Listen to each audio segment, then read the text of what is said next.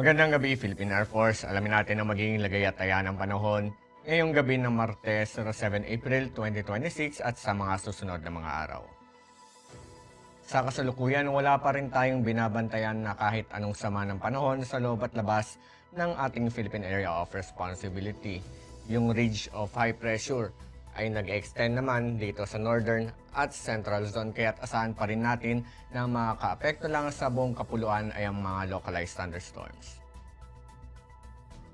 Dahil nga dito, asahan natin ang Metro Manila, buong Luzon, Visayas, at buong Mindanao ang bahagi hanggang sa maulap na kalangitan na may pulupulong pagulan, pagkidlat at pagkulog.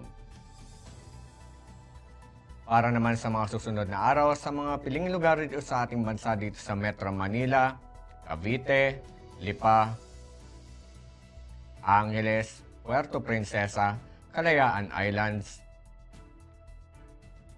Mactan, Zamboanga at Davao, tayo ay makakaranas ng bahagya hanggang sa maulap na kalangitan na may pulupulong pagulan, pagkidlat at pagkulog sa darating na Huwebes hanggang Sabado. Ang haring araw ay lulubog mamayang 18:09 at ito naman ay sisikat bukas ng 05:47. Para naman sa ating moon illumination, 74% decreasing.